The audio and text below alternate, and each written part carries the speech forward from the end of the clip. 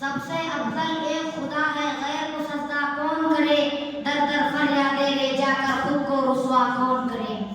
محترم صدر جلسہ، حضرات اساتذہ کرام، مہمانان گرامی اور میرے عزیز ساتھیوں، میں نے آپ حضرات کے سامنے ایک چھوٹی سی سورت تلاوت کی ہے جس پر انسان کے ایمان کی بنیادیں ہیں۔ اگر یہ بنیاد ہل جائے تو اسلام کی پوری عمارت دھڑام سے گر پڑے گی اور تم اس کو بچا نہ سکو گے۔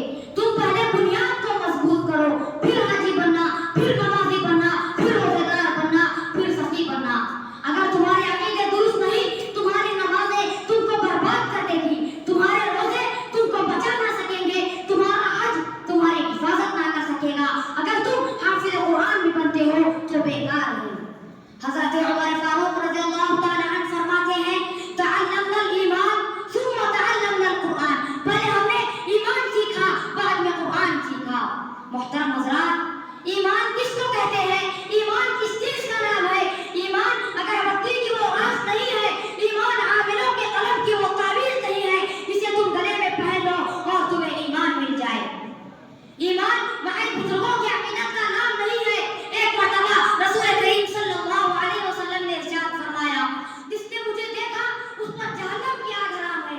حضرت بلال رضی اللہ تعالی عنہ تڑپ گئے، حضرت عمر و ابو بکر رضی اللہ تعالی عنہما مچلنے لگے۔ اے اللہ کے پیارے نبی صلی اللہ علیہ وسلم، آپ یہ کیا فرما رہے ہیں؟ آپ کو تو ابو بکر نے بھی دیکھا ہے، آپ کو تو عمر نے بھی دیکھا ہے، آپ کو تو ابو لہب نے بھی دیکھا ہے، آپ کو تو ابو جہل نے بھی دیکھا ہے۔ شافع محشر ساقی کوثر محمد عربی صلی اللہ علیہ وسلم نے ارشاد فرمایا، ہاں ہاں، جس نے مجھے دیکھا اس پر جہنم کی آگ حرام ہے۔ لیکن سنو سنو، دیکھنے کا فرق یہ ہے کہ ابو بکر نے دیکھا محمد رسول اللہ کو اور ابو لہب نے دیکھا محمد بن عبد اللہ کو۔ محترم سامعین کرام، اسی لیے اللہ تعالیٰ نے کہا کہ میرے نبی صلی اللہ علیہ وسلم کہہ دیجئے کہ اے لوگوں، درختوں کے سامنے اپنے سر کو آوارہ مت کرو، بہتی ہوئی ندیوں کو اپنا خدا نہ مانو، چلتی ہوئی طغیانی اور مچلتے ہوئے سمندروں کو اپنا خدا نہ مانو۔ یاد کرو، پکارو اس اپنے پروردگار کو جس نے ایک ہی زمین سے اگنے والے تربوز اور انگور کے مزے کو بدل دیا، جس نے کالی بھینس میں سے سفید دودھ کو نکالا، جس نے گائے کے اندر سے بدبودار پیشاب اور بدبودار گوبر کے باوجود خوشبودار دودھ کو تمہارے سامنے فراہم کیا۔ اگر کوئی انسان دنیا کا بڑا عقلمند ہے، دنیا کا بڑا بادشاہ ہے، بہت بڑا سائنسداں ہے، اس کے باوجود وہ اللہ تعالیٰ کی وحدانیت کو نہیں سمجھ پا رہا، تو خدا کی قسم اتنے بڑے انسان سے ایک معمولی درجے کی مکھی بہتر ہے۔ اللہ تعالیٰ فرماتے ہیں، قل هو اللہ احد، کہ نبی صلی اللہ علیہ وسلم کہہ دیجئے اللہ ایک ہے، اس کے سوا دوسرا کوئی معبود نہیں، وہی ایک ہے جس نے تم کو پیدا کیا، وہی ایک ہے جو تمہیں کھلا رہا ہے۔ اگر تم نے اللہ کی ذات میں کسی کو شریک کرے گا تو خدا تجھے زمین پر پٹک پٹک کر ذلیل کرے گا اور قیامت کے دن رسوا کر کے اٹھے کو جہنم میں پھینک دے گا۔ محترم سامعین کرام، کیا ہے وحدانیت؟ آپ بھی خوددار ہیں، آپ کے دل میں بھی احترام ہے، آپ بھی رشتوں کے پاکیزگی کی واقفیت رکھتے ہیں۔ کوئی صاحب آپ سے پوچھے یا کسی سے پوچھے کہ تم کتنے بھائی ہو تو آدمی ہنستا ہوا کہے گا 2 4 6۔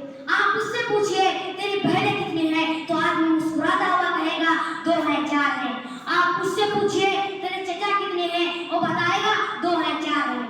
آپ اس سے پوچھے تیری مائیں کتنی ہیں، اگر 2 ہیں تو 2 بتائے گا۔ لیکن آپ اس نوجوان سے پوچھئے، اے نوجوان بتا تیرے باپ کتنے ہیں، تو نوجوان زمین پر پاؤں پٹک پٹک کر رہے گا۔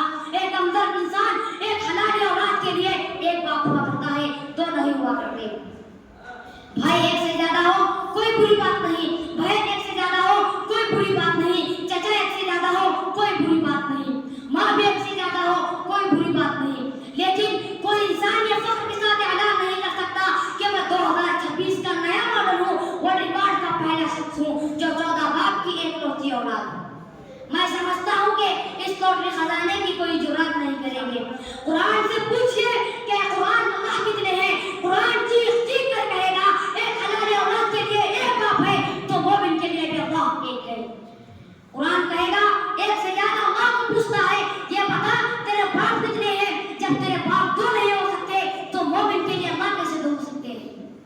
نقش توحید کا ہر دل میں بٹھایا ہم ہم نے، زیر خنجر بھی یہ پیغام سنایا ہم نے، نقش توحید کا ہر دل میں بٹھایا ہم نے، زیر خنجر بھی یہ پیغام سنایا ہم نے. کیا ڈر ہے جو ہو ساری خدائی بھی مخالف، کافی ہے ایک خدا جو میرے لیے ہے. ملت اسلامیہ کے نوجوانوں، اللہ ایک ہے، اس کی ذات محفوظ ہے، وہ واحد ہے، وہ مالک مختار ہے، وہ کائنات کا پالنہار ہے. اور اللہ تعالیٰ نے اپنے ساتھ اپنے کام کرنے کے لیے نہ نبیوں کی مدد لی ہے، نہ صحابہ کی مدد لی ہے، نہ اللہ کسی ولی کی مدد کی ضرورت ہے.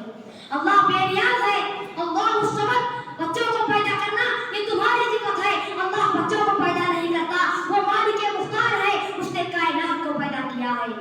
سنو سنو، لم یلد ولم یولد، نہ وہ کسی سے جنا ہے نہ اس نے کسی کو جنا ہے. ایک اللہ کو ماننا صحیح اعتقاد ہے، اور اللہ کی ذات سے نظریں ہٹانا یہ اندھے اعتقاد کی بات ہے. اعتقاد کسے کہتے ہیں میں بتاتا ہوں. ایک آدمی ہے، وہ کلمہ پڑھتا ہے اور دل سے گواہی دیتا ہے لا الہ الا اللہ محمد رسول اللہ صلی اللہ علیہ وسلم. اللہ ایک ہے، اس کے سوا کوئی معبود نہیں، اور محمد رسول اللہ صلی اللہ علیہ وسلم اس کے بندے اور اس کے رسول ہیں. لیکن وہ آدمی نماز نہیں پڑھتا، رمضان کے روزے نہیں رکھتا، دولت ہے لیکن حج نہیں کرتا، مال ہے لیکن زکات نہیں دیتا، عقیدہ پکا ہے، عمل زندگی میں کچھ نہیں، چہرے پر داڑھی نہیں، پیشانی پر نماز کی کوئی نشان نہیں، رمضان میں ہوٹ کر نظر آ رہے ہیں.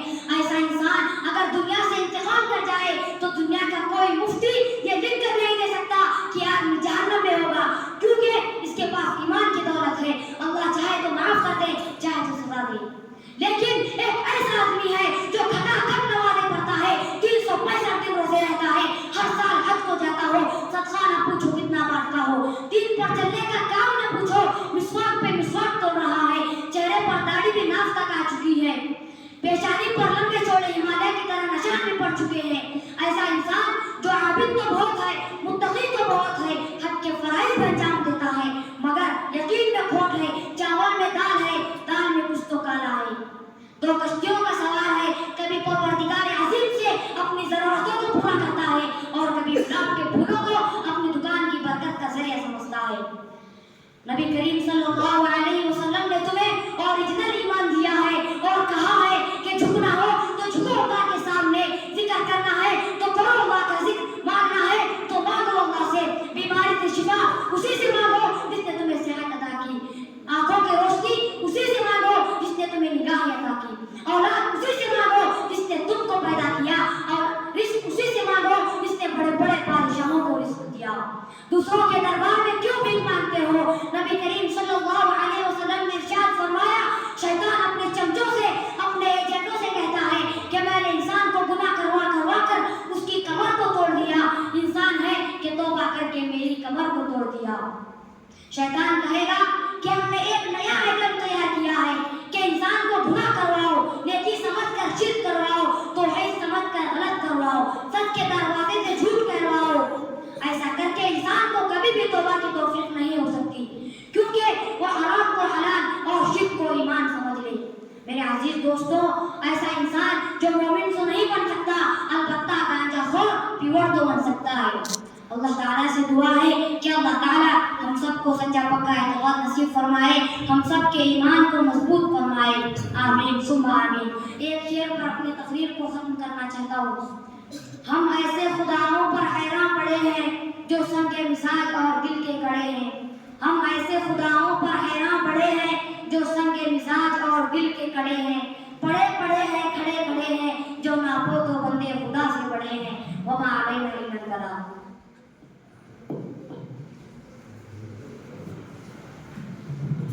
ماشاءاللہ، بہت ہی اچھے انداز میں جو ہے انہوں نے تقریر پیش کی. دعا کریں کہ اللہ رب العزت ان کے علم میں، عمل میں ترقی عطا فرمائے.